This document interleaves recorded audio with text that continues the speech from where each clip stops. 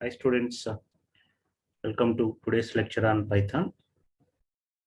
So today we will be discussing about few more important topics in Python. That is about control structures used in Python.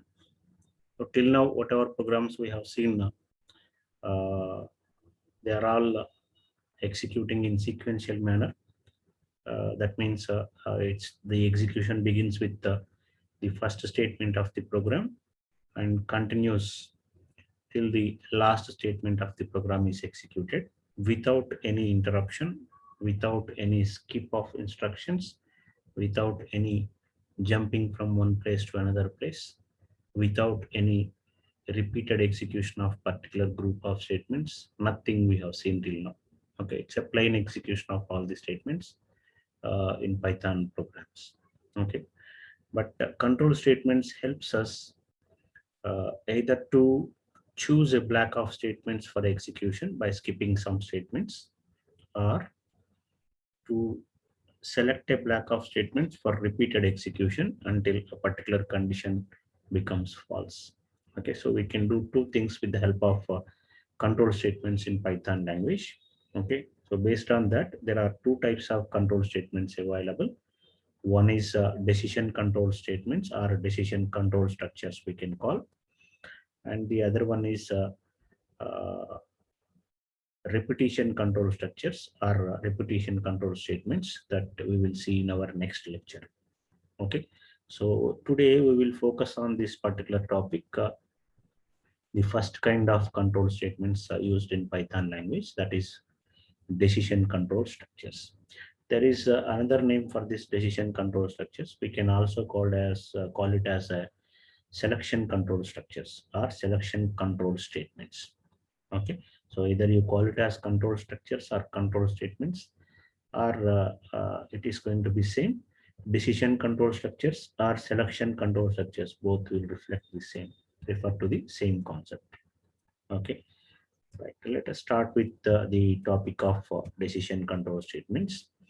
The basic purpose of using these decision control statements in any programming language, not only in Python, in any language, the purpose of using these decision control statements is going to be to control the direction of flow of program execution. Okay, so the decision control statements used in the programs decides this direction of flow of the corresponding execution. Okay, so now you can change that sequential order of execution in a particular program with the help of these decision control statements. And there are four types of decision control statements available in Python. One is simple if statement. The second one is if else statement. Third one is nested if. And the fourth one is elif ladder. Okay. So in C language also, if you can remember, this is available in C also. This is available in C also. This is available in C. And this is also available in C as else if ladder. But what is missing here is we don't have switch statement in Python language. Okay. Of course, we can build a switch statement in our own by writing some additional code, but Python does not provide the switch statement directly. Okay. So let us focus on these four categories of decision control statements in today's class. So let us start with the first one. The first one is if statement. Okay. So if statement is also named as simple if. It is the most simple decision making statement used in Python that will have only one block that is to be executed when a particular condition that is under focus is true. Okay, and this do not contain any separate block for if the condition is false. Okay, so you can look into the syntax over here. It's a simple syntax. If condition followed by colon, observe this. You have to write it a special symbol colon to indicate the uh, beginning of the if block. Okay, so this shows the beginning of if block. and then whatever statements you write inside this block, see, there must be some space left on the leftmost side here, the LHS side. Okay, so at least one space must be left over here to indicate the black off statements over here. And once you start a statement here, every other statement that follows in the black should be written with the same space given over here. Okay, so let me show you how you can write these if statements. There are two ways. You can write the condition directly without any brackets. That means you can write like this: if space followed by some condition. Okay, and then a colon to indicate the start of black. And then you can write any number of statements. What you need to remember here is the start of every statement inside this if black must be at same position. See, they must start at same position. Okay, it does not matter how many spaces you leave here on leftmost side. Okay, all the statements inside the if black must be positioned with the same space. Okay, and what happens is if this condition is true, then control goes inside and executes all the statements inside that particular block.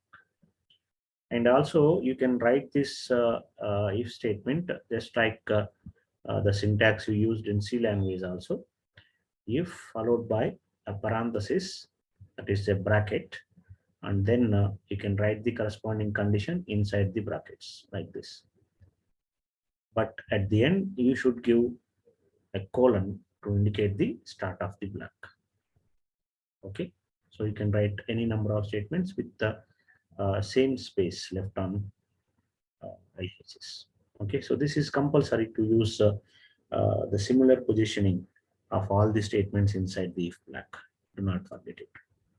Okay, so what will happen is if the condition is true, the control comes inside the corresponding if block. Okay, and executes all the statements, then goes out from this position. It goes out of the if block.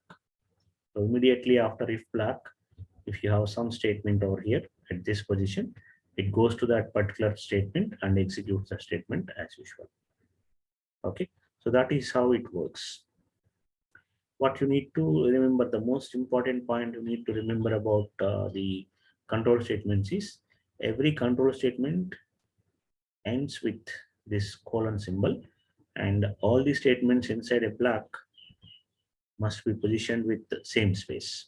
Okay, indentation, that is called indentation. Indentation must be properly given because we don't have any curly braces that are used in C language. In C language, to group a set of statements, we use a pair of curly braces like this in C language. Okay, but in Python, we don't have this facility. We cannot use the curly braces. This is not available. Therefore, what is important here to specify a set of statements as a block is you position them with same space at the beginning. Okay, so then they will be treated as a single block of statement, right? So I'll show the creation of these blocks with the help of examples now, so that you will understand what exactly it is, right? So now this is a simple example. If condition, if this condition is true, then the statement 1 will be executed. If condition is false, then it comes over here, statement 2 is executed. You look at the positioning of these statements. This statement 1 is put towards some little inside the corresponding block so that it forms the block of statements here. And this is written in parallel to the if statement. Therefore, it does not form the block. This is not part of the block. Statement 2 is not part of the block. You can write any number of statements here inside it. They will all form the block. Okay, so if this condition is true, then the statement 1 gets executed. If the condition is false, then it will not go inside. The if block is completed, and whatever statements you have after the if statement, that gets executed. The same thing is shown in the flowchart also to understand it more clearly. First, that condition test expression is nothing but a condition. if this is evaluated first. If this test expression is true, then whatever you write in if black, that gets executed for this true. Okay. So if the test expression, that is condition, is false, then it directly goes out of the if. See where it is connected, it is out of body of the if. Okay. And the statements that follows the if black gets executed if the test expression is false. That is what it is showing. Okay. There is nothing much complicated in this. You already know this particular simple if statement in C language also. You read it already. You practiced some programs also as part of your C programming language. Okay. It is same except that there are few new things here. The colon symbol need to be placed, and the black off statements must be positioned with same indentation, right?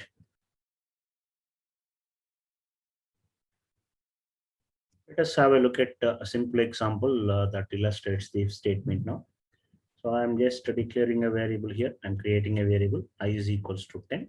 Okay, so now the variable I is created, and it points to the object 10, the value 10. Okay, and I'm testing a condition here. If I greater than 15, what is I here? It is 10. So 10 greater than 15 returns false, right? So because it is false, the control will not go inside, rather it comes outside. The if black is completed and it comes over here because the condition is false. So what will be printed? It prints I am not in if. Okay, so that is what you get as the output. This is a simple example for if statement. Okay.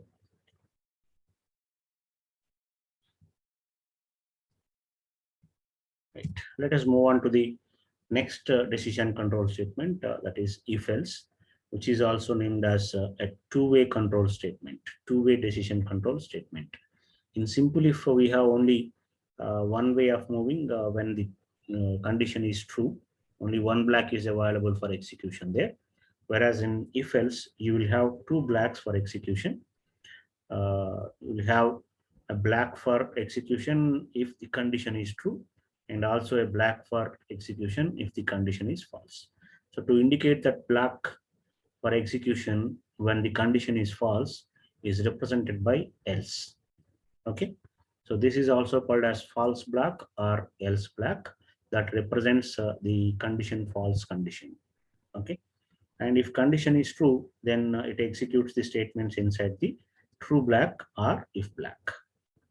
Okay, so it's a simple notation. Condition true means it executes this block, and false means it skips this block and executes whatever it has in else block. So condition false means it comes inside this else block directly by skipping that if part. Okay, so that is what you need to understand with if else, right? So the same thing is explained in flowchart. You can observe this diagram here to understand it. First, a test expression is evaluated, nothing but a condition. If the test expression is returning true, then you will have a black for execution. We call it as if black or true black. So that gets executed, and then control moves to the statement which is immediately present after if else. Okay, so you can, the direction may be this way. The flow may be like this. When this happens, if the test expression is true. Otherwise, if the test expression is false, then it comes like this. It executes the black off statements in else block, and then executes this statement, which is immediately present after if else. Okay, so in either way, by executing one of these two blacks, it picks either if black or else black. Only one block gets executed at any point of time, and then it comes out of the if else block to continue the execution with the remaining statements. Okay, so this is how it executes. We have two blocks for execution, out of which one block will be selected for execution based on whether this test expression is returning true or false. If this returns a true, then if block gets executed. If this returns a false, then else block gets executed. That simple it is. Okay. So probably you learned the same topic in C language also. There is nothing new in it. In Python, the same syntax here also, except that you need to use this colon, the special symbol, and you need to write all the statements in if black with similar indentation over here, and the statements in else black also must be written with similar indentation as you write it in if black. Okay, so I'll show you now how this indentation works.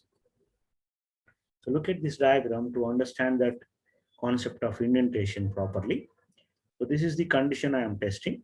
Okay, and then this forms the if block. So this dotted lines represent the if block. Okay, this is called if block. See how the block is constructed there. You need to understand that. How you can say that these are the if block statements. How it is constructed? Observe the indentation given at the beginning. Actually, if is started over here, okay, it is started here, and the statements inside the if are started here. So with the same indentation, you need to write all the statements over here. Then you can say that these forms a block that comes under if block. When this condition is true, then it goes to this block inside and executes all the statements inside it. Okay. Similarly, you need to write the else aligned with this if. Okay, observe that spaces, that is very important while writing this if else. Okay, so else must be aligned properly with if statement, and then the statements inside the else block must be aligned with the statements inside the if block, like this, with the same indentation. That is important. The same indentation must be used for all the statements of if block and else block. Because they are starting over here, they are treated as else block statements. And once the statements inside the else block are completed, you need to start the next statement after if else aligned with this if else. So it starts over here. That means the end of else block is here.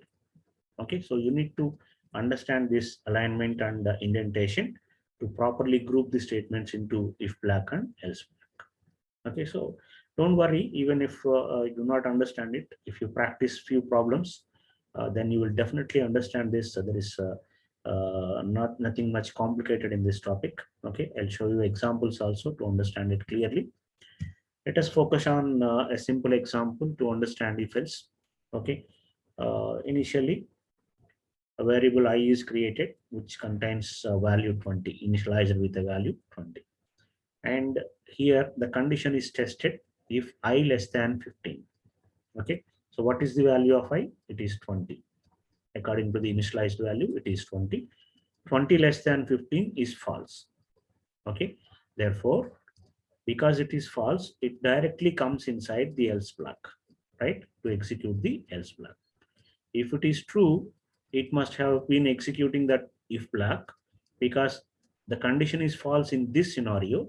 The control simply jumps to the else block directly by skipping that statements in if block. Okay, it comes over here and executes this statement and this statement. Why? Because these two are aligned in such a way that they form the block of else. Okay, look at that space, right? So these two gets executed. That means I is greater than 15, and also it is saying I am in else block. Okay, and after executing it, the control, because if else is completed, it goes to the next statement after if else. So how do you identify that this statement is after if else? Because it is aligned with the corresponding if else. Okay, so that is how it executes. Then this gets printed. So three statements. I is greater than 15. I am in else block.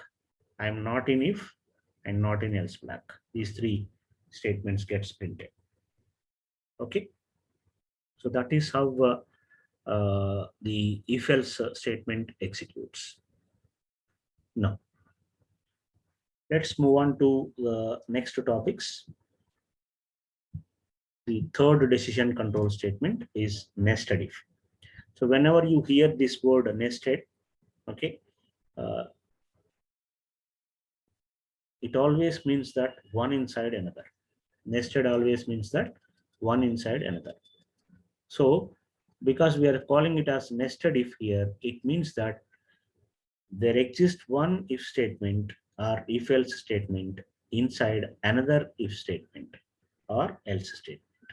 Okay, so if you uh, put one in if block or else block, if block or if else block inside another if block or else block, then you can call it as a nested if. So what exactly this nested if is? It is not a new decision control statement, but it is formed by combining these, or by placing one if inside another if else, or one if else inside another if statement, and so on.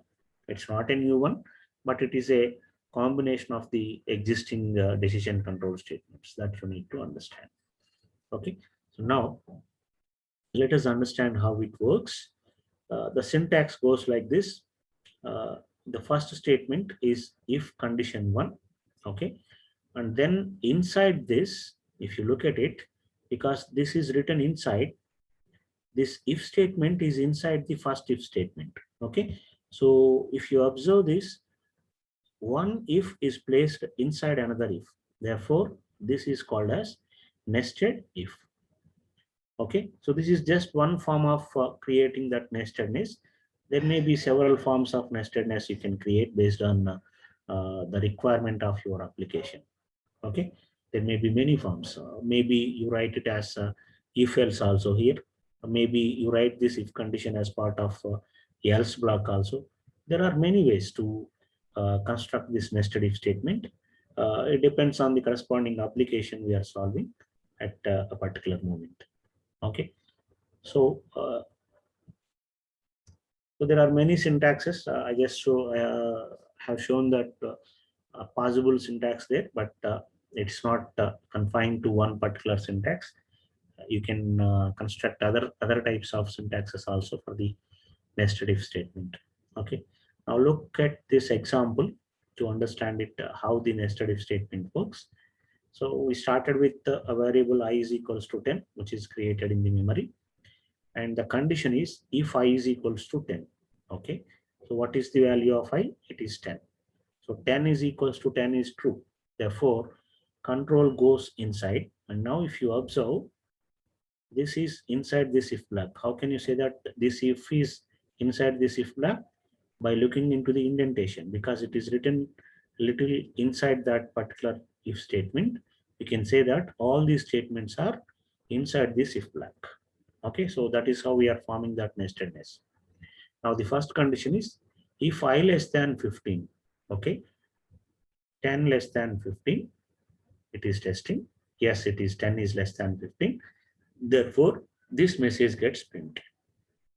I is smaller than 15 gets printed in output.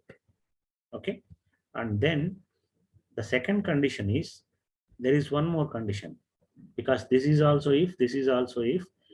The second condition is also tested. If I is less than 12, what is I? It is 10. 10 is less than 12. Print I is smaller than 12 too. So this message also gets printed because 10 is less than 12 also. So I is smaller than 12 also. And if this fails, then this else statements executed. But in this case, in our problem, this condition is satisfied, therefore else will not be executed. Okay, because this is true, it goes inside this if block, and once it is executed, it skips the else and goes out of the corresponding nested if. Because there is no other statement written here, it stops the execution.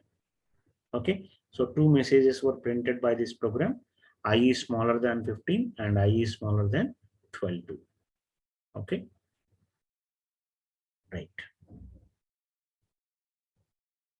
So this is an example for nested if. We'll see more examples later once we finish all these programs. Okay, all these concepts theoretically. And the last one is if, elif, else ladder. Okay, so in C language also, you know the ladder as else if ladder, but here it is the name is changed. If, elif, else ladder. Okay, the name is little changed here. And the purpose of this if else ladder is same as that ladder you learned in C language. There is no difference between the technicality of this ladder. It works similar to that you learned already. Okay, so let us understand it here. Let me rename these conditions as if condition 1, condition 2, and so on. Okay, so we construct a number of conditions. This is also called as a multi-way decision control statement. So we started with simple if, which is a one-way decision control. And the next one is we saw if else, which is a two-way decision control because two blacks are there. And now this ladder is a multi-way decision control statement because it it has several blocks of statements that can be selected, out of which these several blocks we are going to select only one block of statements for execution. Okay, so how it works is if condition 1, if this condition is true, then it goes inside this block, executes all the statements, and simply goes out of the entire ladder. Okay, it goes out of the entire ladder. If the condition is false, then it comes to the second condition. So you need to understand that it comes to the second condition only if the first condition is false. Okay, and again the testing is repeated here. If condition is true, it goes inside, executes the set of statements inside it, and goes out of the corresponding block. Okay, if this condition is also false, then it moves to the next condition and so on. And finally, it reaches else block if all the conditions above this else statement are false. Okay, if all the conditions above the else statement is false, then it comes over else block and executes the corresponding statements inside the else block. Okay, so for example, if you have n conditions to be tested above the else statement, okay, then to execute the statements inside this else block, all the n conditions must be failed. Then only this block of statements in else gets executed.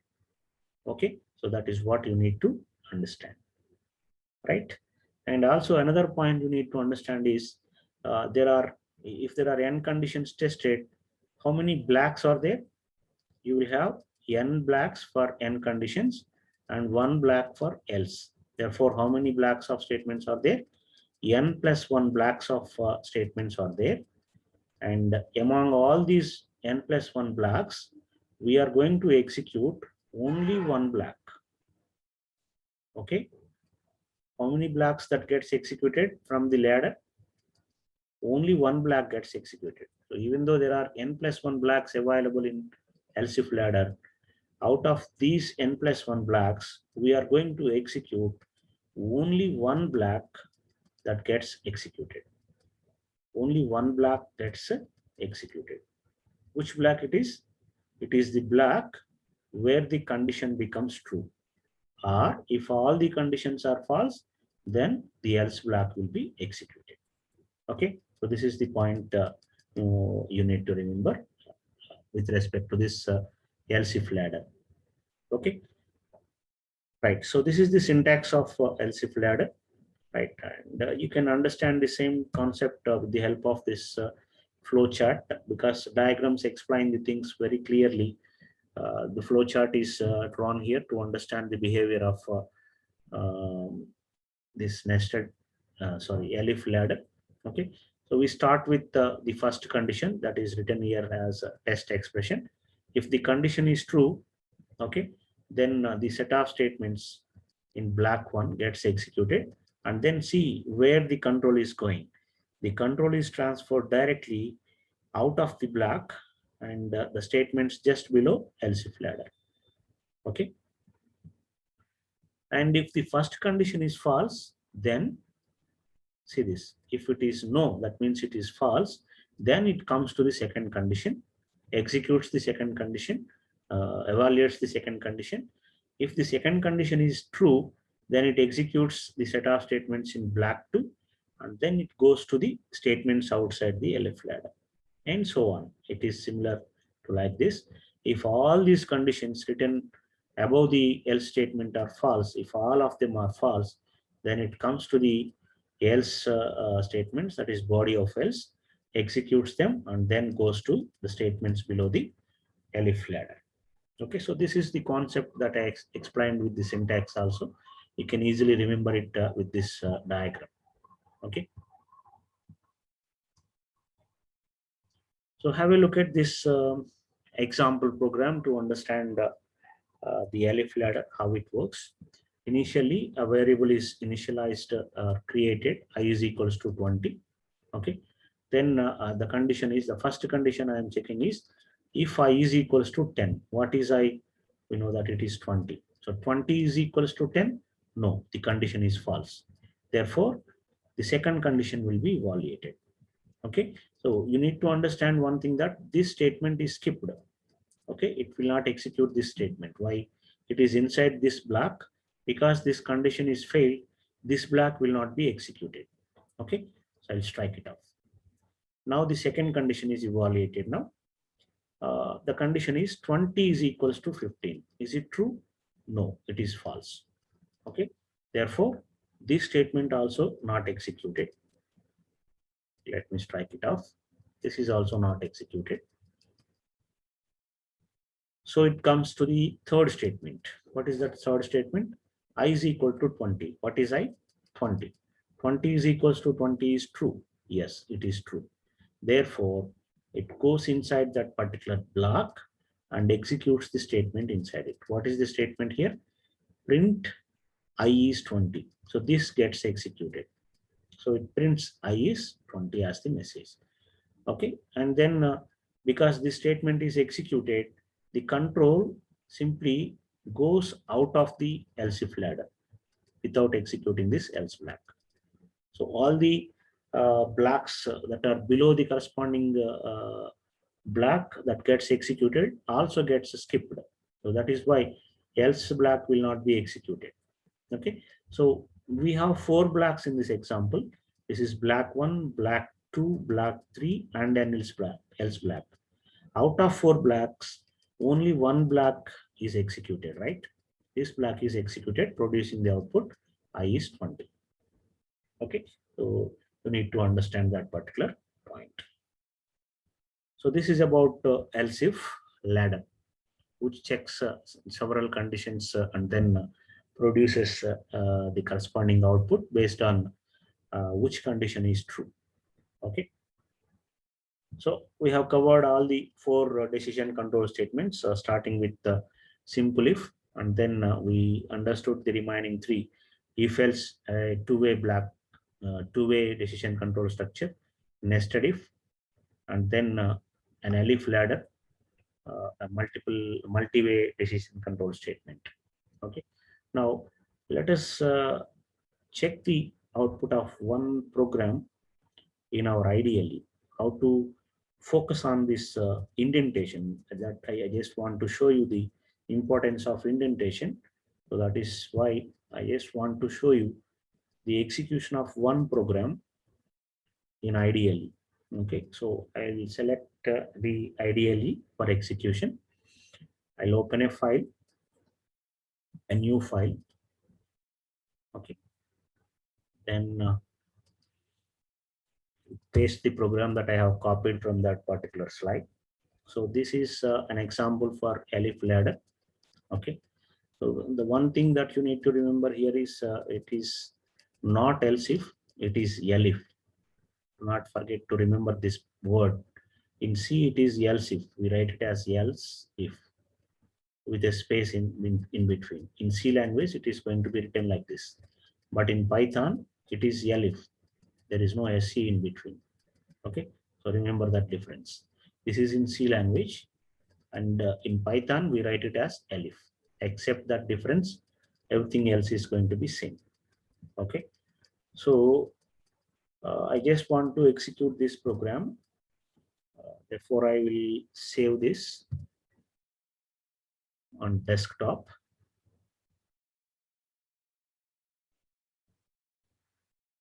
Let me save it as one.py. Okay, it is saved with one.py. Now let us run the program using run module.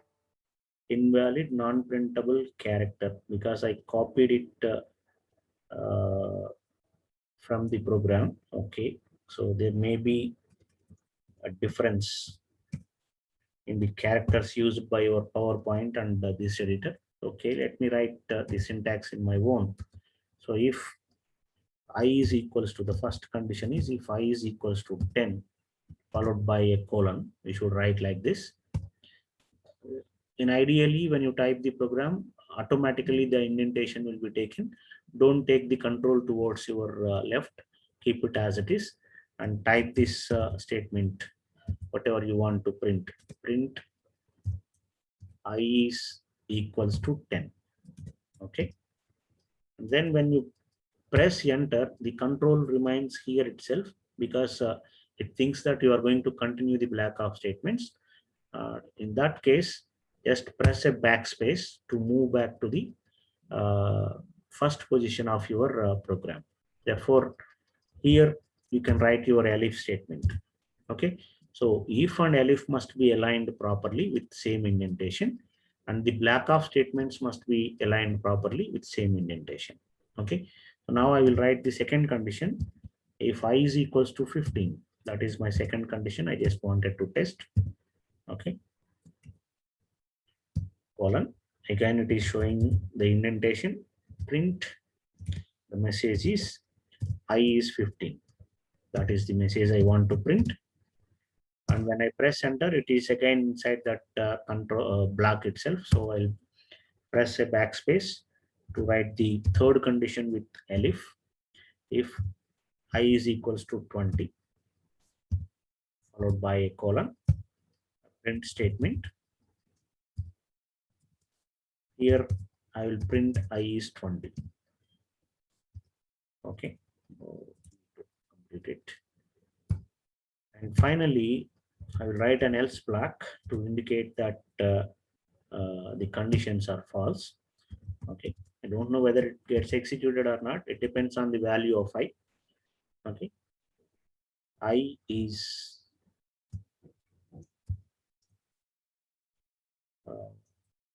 not equal to, I'll write something like 20. You can write any message over here.